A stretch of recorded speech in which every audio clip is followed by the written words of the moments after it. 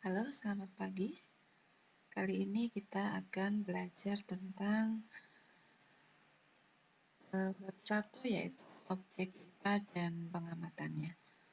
Khususnya di sini subbabnya adalah tentang besaran pokok, ya. Masih bersama Bu Ina, Safi Inayatin dengan NIP 198105112015 email, IG, dan Facebook bisa Ibu tunjukkan di situ. Silakan kalian kalau ada pertanyaan bisa chat di situ. Baik, untuk besaran pokok, yang pertama kita akan pengertian dulu. Pengertian dari besaran itu adalah segala sesuatu yang bisa diukur dan dinyatakan dengan angka. Jadi kalau dia bisa diukur dan ada angkanya, skalanya, maka disebut dengan besaran. Contohnya adalah panjang, kelajuan, dan luas. Itu panjang kan bisa kita hitung. Ada panjang meja, panjang lintasan. Itu bisa diukur dan dinyatakan dengan angka. Misalnya panjang mejanya 1 meter. Ada. Kemudian kelajuan juga bisa kita ukur ya. Jadi di speedometer itu kita melaju dengan kelajuan berapa? 50 km per jam misalnya. Bisa diukur. Luas juga seperti itu, sama. Kemudian untuk yang selanjutnya adalah pengertian dari mengukur. Mengukur adalah membandingkan suatu besaran yang diukur dengan besaran sejenis yang dipakai sebagai satuan. Ini info ya tentang pengukuran, yaitu besaran tadi. Misalkan kamu memiliki seekor kelinci. Nah, hal apa saja dan besaran apa yang dapat diukur dari kelinci tersebut? Ada yang suka kelinci kan, ini hanya contoh aja, bisa diganti dengan hewan yang lain atau barang yang lain. Misalnya kelinci ya, kita bisa mengukur panjang telinganya, jarak loncatannya, dan frekuensi napasnya setiap menit.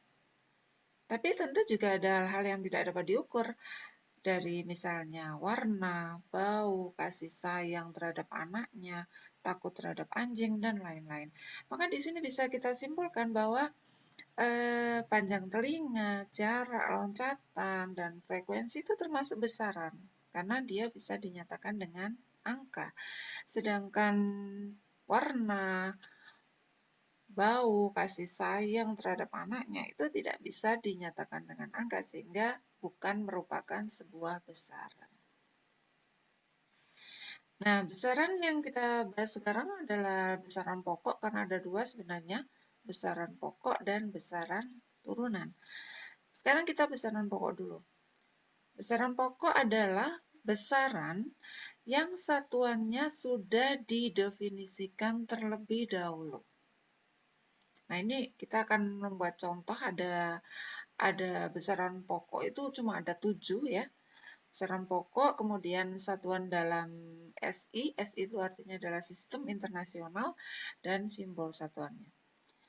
Nah, besaran pokok yang pertama, kita ada panjang. Siapa yang tahu satuan panjang dalam SI?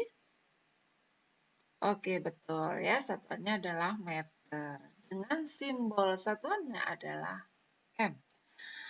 Baik, untuk besaran yang kedua, yaitu besaran massa. Ya. Nah, massa di sini satuan dalam SI-nya adalah kilogram, ya, dengan simbol satuan apa? Bagus, ya, kg. Nah, selanjutnya ada besaran waktu. Masih ingat atau sudah tahu besaran waktu itu satuannya dalam SI apa? Menit. Bukan, ya. Satuan waktu di dalam SI adalah sekon, atau biasanya disebut dengan detik. Simbol satuannya adalah S. Selanjutnya ada besaran pokok suhu. Kalau suhu, misalnya suhu udara hari ini. Nah, itu. Coba satuannya apa itu? Iya, kalau biasa kita dengan menggunakan derajat Celcius. Tapi derajat Celcius itu bukan satuan dalam SI. Satuan SI untuk suhu adalah Kelvin. Ya, dengan simbol satuan adalah K. Nah, besaran pokok yang selanjutnya ada kuat arus listrik. Nah, ini satuannya mungkin sudah ada yang tahu ya. Iya, betul banget, yaitu ampere dengan simbol satuan A. Kemudian yang selanjutnya adalah intensitas cahaya. Satuan dalam SI, karena ini mungkin masih asing bagi kalian ya, satuannya adalah kandela. Simbol satuannya adalah TD. Dan yang terakhir adalah jumlah zat. Satuan dalam SI-nya adalah mol dengan simbol satuan mol sama.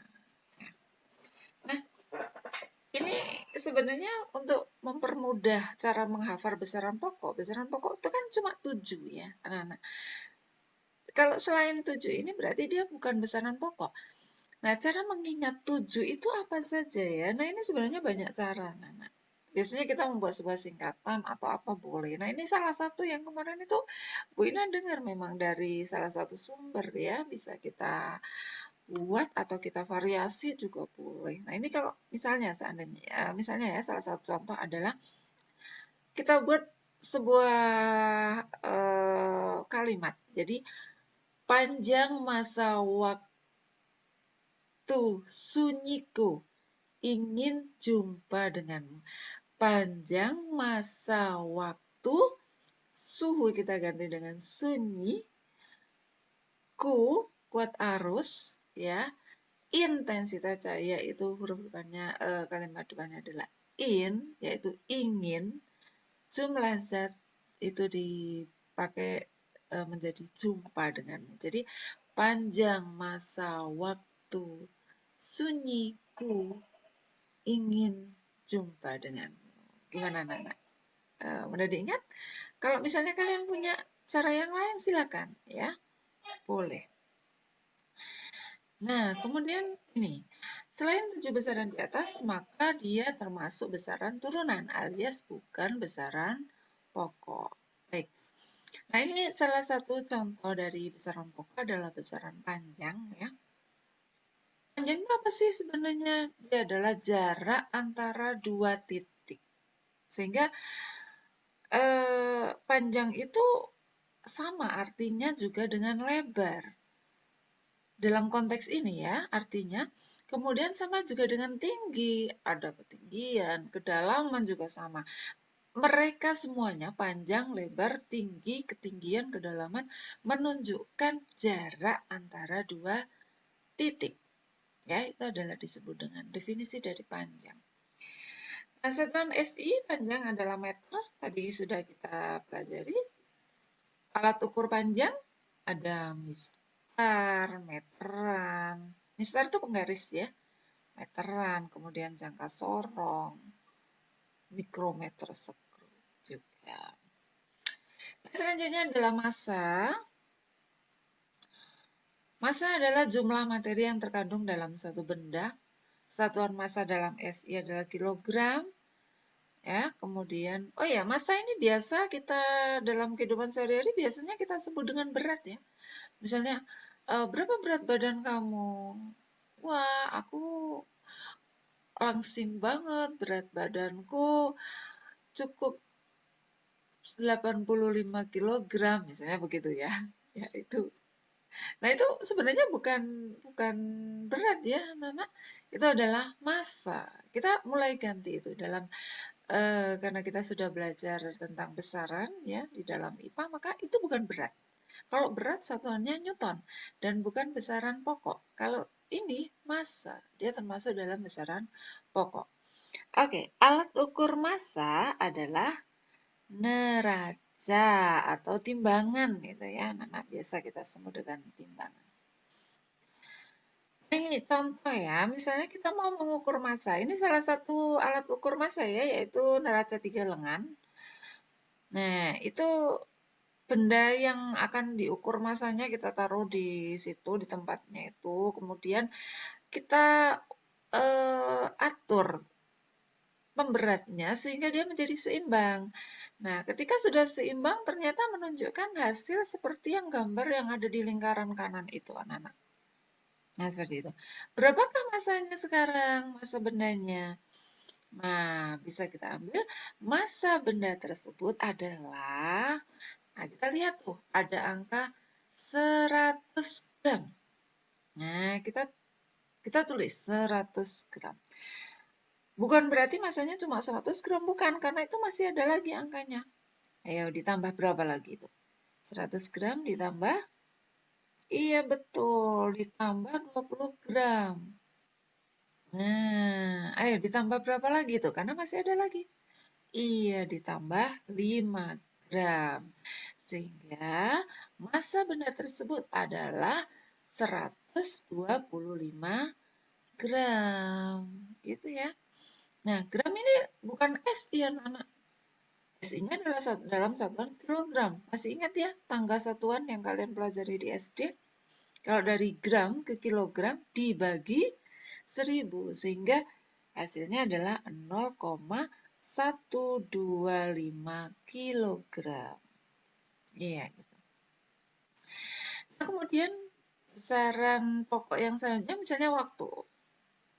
Yang akan kita bahas. Alat ukurnya apa tadi? Alat ukur dari waktu? Oh, kita belum pelajari ya. Oke, baik. Siapa yang bisa alat ukur waktu? Iya, betul ya. Stopwatch boleh atau jam tangan. Jam tangan tuh sekarang sudah canggih-canggih, bisa mengukur untuk selang waktu. Nah, satuan SI waktu, kalau ini sudah kita pelajari di depan tadi. Apa satuan SI untuk waktu? Adalah, iya, sekon. Ya, bagus. Kemudian selanjutnya, satu hari itu adalah 24 jam ya. Tahu ya kalian semuanya? Bagus. Satu hari 24 jam. Kalau 1 jam, 60 menit. Kalau 1 menit, 60 sekon atau 60 detik. Ya. Nah, sudah cukup.